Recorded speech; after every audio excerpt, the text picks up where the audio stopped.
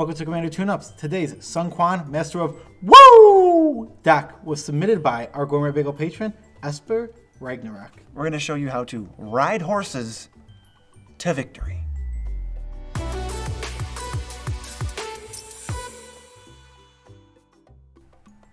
I'm your host, Joe Cherries. I'm your host, BZ, and that makes us the Nitpicking Nerds. And if you are enjoying our content, or if you want to check out the rest of our stuff and you end up liking it, hit the subscribe button.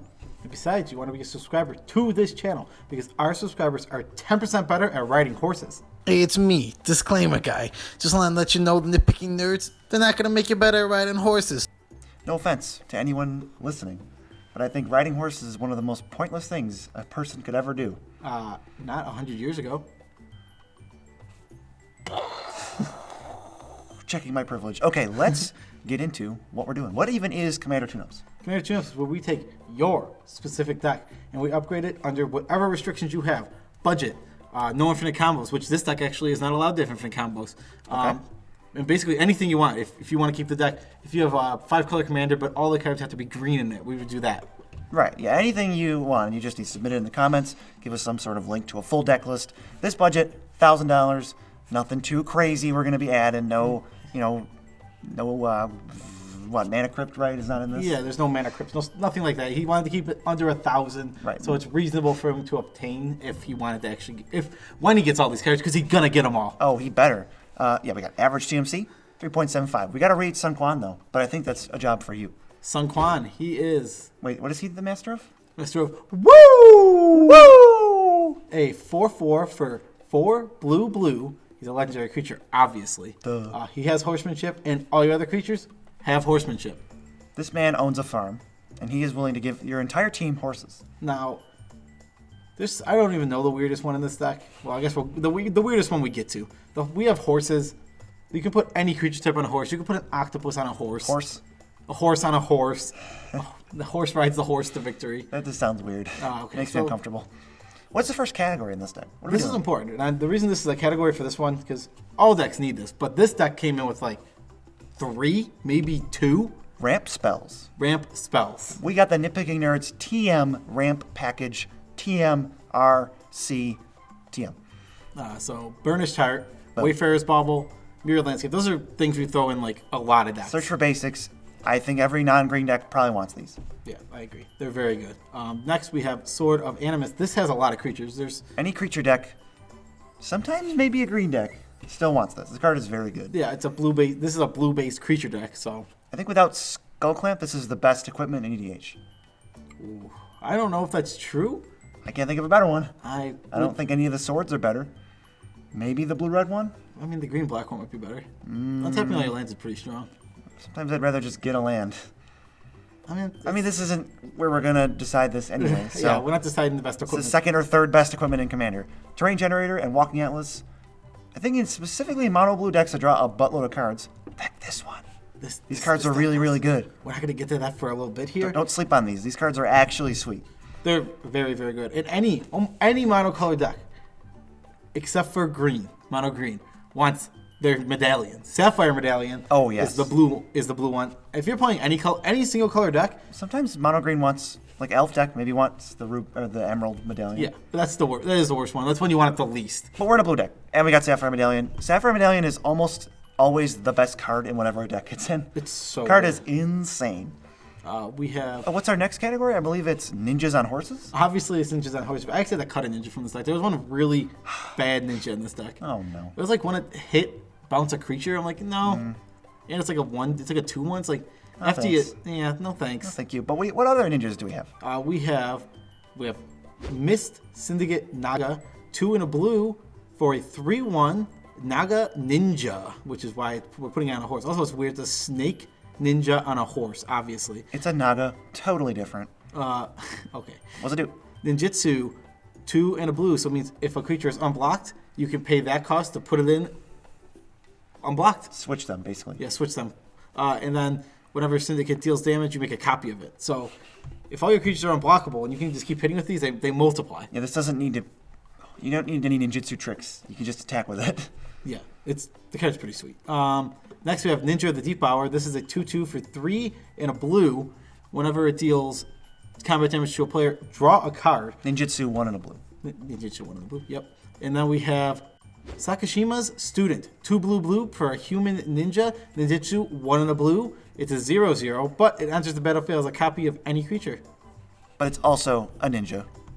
We're not losing ninja. It knows the category is ninjas on horses. How good is, like, flash it in, it becomes Vorinclex, but Vorinclex is also a ninja. Or you copy a horse, so it's a horse ninja on a horse. There's so many weird creature types to make a ninja on top of. It's almost not worth going into it. Maybe we should just go to the next category. Pick one. You gotta pick one weird one. Eye. Yep, eye ninja. Squirrel ninja. Eye ninja is probably the best. It's just jellyfish ninja. I'm an eye, but also I do karate. Eye by day, eye ninja by night. Okay. The best creatures to make unblockable. We're going wide. We're drawing a million cards. Here's how we do it. So we have 12. There's 12 different creatures in this deck that when they hit, you draw a card off of them. Deal combat damage to a player. Yeah, there's 12 of them. Wow. So would you like to read them out? Read them out real quick. Oh, yikes. Thieving Magpie, Tandem Lookout, Stormgeist, Stealer of Secrets, Scroll Thief, Ninja the Deep Hours, Ninetail, White Fox, Nurok Commando, Marchesa's Infiltrator, Luzun, Scholar General, and Jehessian Thief? The 2 I had to add to this deck were Ninetail, White Fox, which is understandable why you wouldn't have that card. What even is that? You know, it's 2 and a blue for 2/2 that when it hits, you draw a card. Oh, it's another one of those. But it comes from the weird deck with Jingwan. What are the names? Oh, Mu and Jiang. Mu and Jiang, yeah. The Global Deck series? Yeah, the Global Deck series. It comes from that, and that's why I didn't obviously have it in the deck. It's like a quarter. And by series, I mean there's only ever going to be one. Yeah, there's only ever one. They said Global Deck series, but they actually lied. It's like starting a show and saying this is season 1, and then there's no other seasons. I also added Thieving Magpies. Thieving Magpies is from Duels of the Planeswalker. Well, no, it's an old card. I think it used to be pretty good in Standard, like really old Standard. I remember it from that. And last but not least of these cards, we didn't list this one yet, but definitely the coolest, Brood Birth Viper. Do you know what this is? Oh yeah, it's 4 and a blue for a 3/3, and has Myriad, which means when it attacks somebody, it also clones itself, and those clones are attacking everyone else it could attack. Yep. And then whenever it hits, you draw a card. Oh, it's the coolest one. This card, I knew it was around, but it was always kind of bad, and Myriad cards aren't that good. But I saw it in like a Brutaclad deck, and I'm just like, oh my god! So you make you make a token, make all your tokens, then you need to make a token of this thing, and then all your tokens become it, and then you attack everybody, and you get that many times 3. Oh my! And then you draw that many cards. We're not quite doing that, but we are going to draw 3 every time. Yeah, it's so cool. This card is sweet. It's so random. I love it in this deck too because you attack with an unblockable snake, and now the other 2 are also just unblockable snakes. Seriously. Horsemanship technically isn't unblockable, but unless you're playing the mirror match, it's unblockable. Absolutely. They're literally just unblockable. What is about Cephalad Constable? Tell us about that. Cephalad Constable is 1 blue for a 1/1. Whenever it deals combat damage to a player, bounce that many permanents they control. So if this card's good. If you could pump this thing's power, then you can bounce a lot of permanents. But actually, the next card pumps power. Bloodforged Battle Axe. And it cares about combat damage. It's 1 mana for +2/+0 equipment. You can equip for 2, and then whenever a creature hits with the equipment, you clone the equipment. So you can just keep stacking them onto the Cephalad. And the Cephalad's just running with a bunch of axes, and then he's just hacking away, bouncing everybody's lands. I think if you can really just bully somebody out of the game with this. Yeah, you really can. Hit them for 3, bounce 3 lands. Ugh. Yeah, that's not good. Oh, that'd be so annoying. It can happen pretty early too. Turn 6, you can do that with no ramp. Oh, that feels gross. That is dirty. I just wouldn't be happy. This is the dirtiest card in the deck. Next we have Kukemsa Pirates. They're 3 and a blue for a 2/2. If they would deal combat damage to a player, you may choose to have it not deal combat damage. If you do, gain control of target artifact that player controls. Is it until, or is it just permanent? No, permanent. Wow, now we're talking. It's a pretty good card, yeah. It's really weird, but it's a pretty good card, especially in this deck where we have horsemanship. All right, there's 2 more, and you're going to read the next one. Riptide Entrancer. 1 blue for a 1/1. It has Morph. You can turn it face up for blue. And whenever it deals combat damage to a player, you may sacrifice it. If you do, gain control of target creature that player controls. So it's 5 mana for a creature, and then you can mind control somebody? Yeah. But you get it without having to have mind control on it. Because there was another version of this in here that costs 5 mana. That when you hit, it transformed into an aura that went on the creature. That's bizarre. Yeah, I didn't like that one. It was a weird transform card from like original Innistrad. And the last one, a robot dragon, Steel Hellkite. Put him on a horse. Put him on a horse. He'll be way less blockable on a horse. Steel Hellkite. Steel Kite's 6 mana for a 5/5 flyer. It's an artifact creature, dragon, and you can pay 2 to give it +1/+0, but whatever. And then when it hits somebody, you can pay X, and if you do, you destroy all their non-land permanents with mana cost X. I mean, This card is not great, but it is good in weird decks that can't remove things as easy like blue, where you know this is hitting every single time, and you're just going to be able to pinpoint removal of the things that are really bugging you. I mean, yeah, the card is fine, but also if it's being chump blocked is like something that can just happen to this card a lot. Yeah, spirit tokens, Being bird able tokens. to get right through, huge for this card. It makes this card very playable instead of I would never play this card.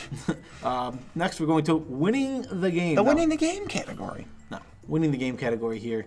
This is an interesting deck. We cannot go infinite in this deck because that is a restriction. But darn it, we can try. But we're going to do something. It's not going to be infinite, but it's going to be... A pale imitation, but it'll be hilarious. It will be hilarious. So, 3 cards to mention first. We have Biden of Thassa, which is 2 and a blue. Nope. You're never going to get this card right. 2. I know what it does. 2 blue for an legendary artifact enchantment. Whenever a creature you control deals combat damage to a player, you may draw a card. It is a may. Sure. You may draw a card. 1 in the blue, tap it.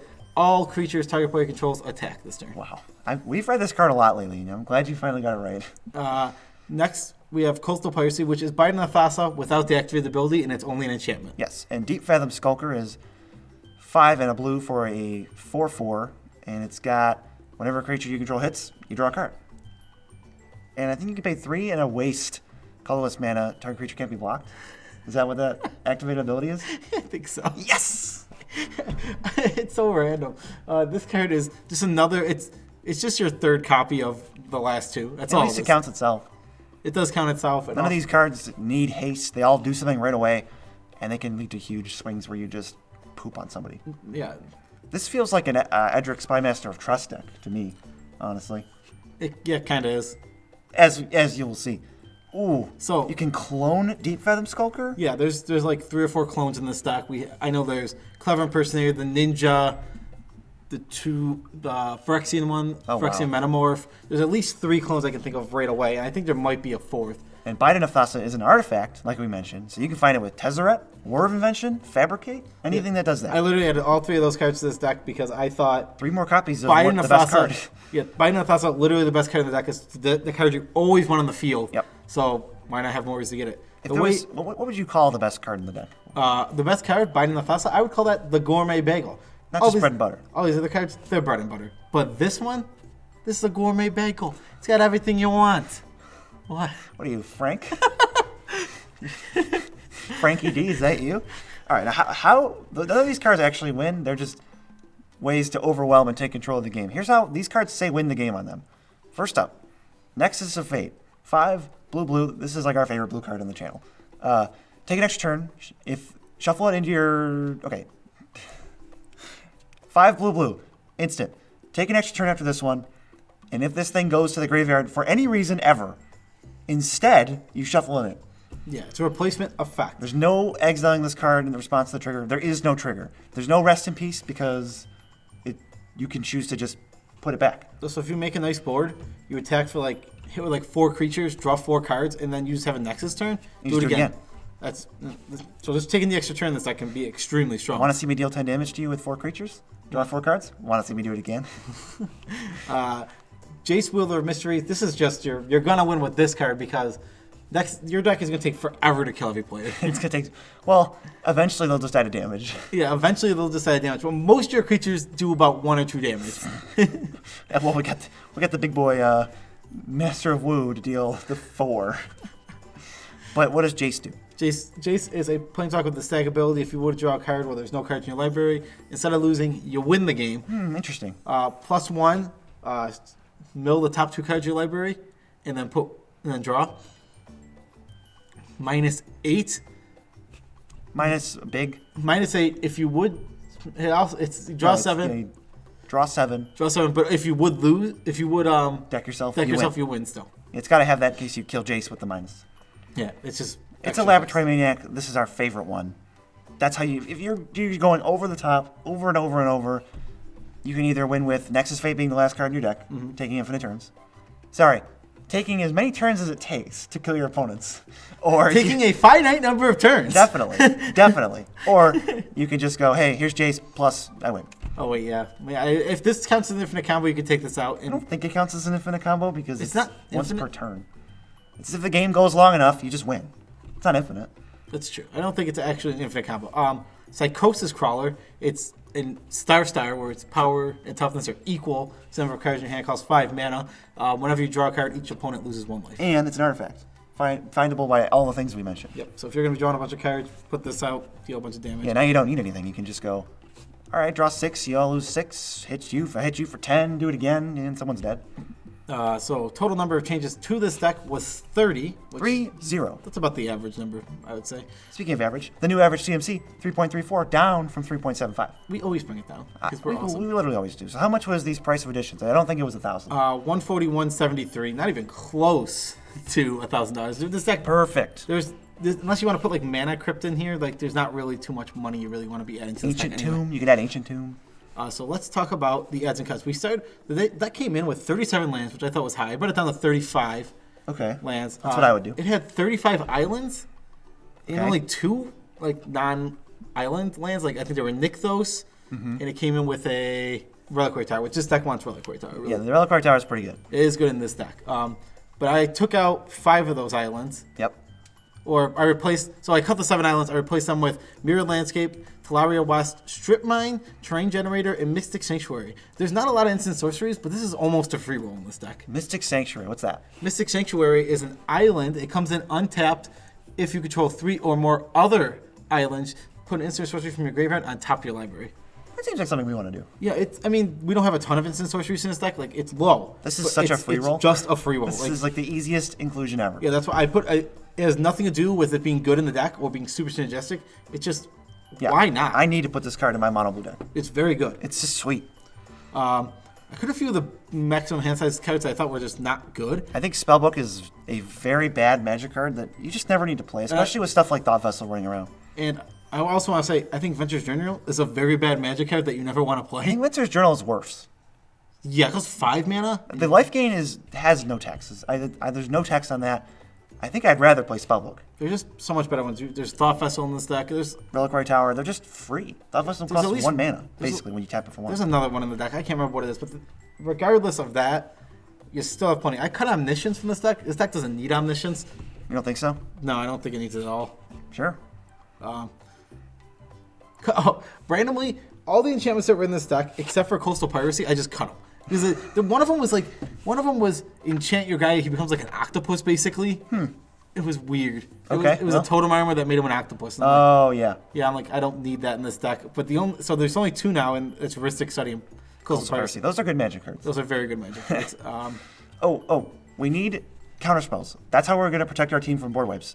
Arcane Denial, Swan Song, Mystic Confluence. We need removal, Pongified, Rapid Hybridization, Staples, because the deck is weak to board wipes. Maybe it wants more counters. This deck might even want more counters. I think it came with none. One card that I like to play in cheeky decks, not necessarily this one, is Stubborn Denial. If you always have a creature with power 4 or greater, then it's just cheaper than Negate. Yeah, I don't think this deck wants it. No, only your commander. I really do think you might actually just want 2 or 3 more board wipes. You mean counterspells? Counterspells. 2 or 3 more. Straight up counterspell, or Narset's Reversal doesn't really get you there. No, so maybe you can't play that. Narset's Reversal is not going to do it for you. I wouldn't put it in this deck. I do I love that card. I do. It's a great card. I just want to put it in this deck. So that's everything. That's the deck. I had a lot of fun. This deck gave me some ideas. It's a cool deck. I mean, it also has might as well mention another thing. It has 3 ways to protect this commander. I did not cut any of them because I thought that's so necessary. It has boots, Swiftfoot boots. It has lightning greaves, and it has I don't know what this. What is that card called? It's from the cycle with cranial plating. We can pay 2 and a blue. Oh, Auric something. Yeah, no, not Auric. I know what you're talking about. And the creature has Shroud. And you Yeah, can it pay 2 gives and a it blue to Shroud. move it. So The commander's so important in this deck. You can't let him die, or else you'll be like, attack with all my little tiny dudes into a big army of like fat guys. Like, well, whoops, they killed my commander. Now they're blockable. They're just gonna gobble up my team. Secondary way to make things unblockable, Thassa. I threw that in the deck. Thassa, God of the Sea. Good card. Good card. Now, we're a YouTube channel, and we got to make money somehow. One way is through Patreon. We have 28 patrons. They are the best people ever because they support the channel directly with dollar bills. Yes. They're so awesome. Actually, yesterday I was sitting on Discord? I was sitting on Discord and just talking to like 3 or 4 of them. We have like a full-blown community. There's like 35 people in our Discord. Come join. Yeah, it was super fun. Like I was just chatting with them. They were just some people were giving some advice. We were just talking about nonsense. Talk about decks, talk about memes, talk about whatever. I was telling them about my actual life. But you don't get to hear, I can't talk about that too much on the channel, but No. you want to get to know me at all? Or Beezy? We hide our lives behind glazed over eyes on this channel. I actually specifically told a couple patrons about this shirt. Whoa, what's the mystery of the shirt? Better give us money to find out. Okay, patreon.com/usersnitpicking Also, if you want to buy any of the cards or this deck, or you want to just buy the whole deck, because we're awesome at making decks, you can go to tcgplayer.com. The link is in the description. Use the link specifically. Buy whatever you want. Support the channel. Boom. Win-win. Yep. Thank you so much for watching. We will see you in our next video. Peace out, Tribe Scout.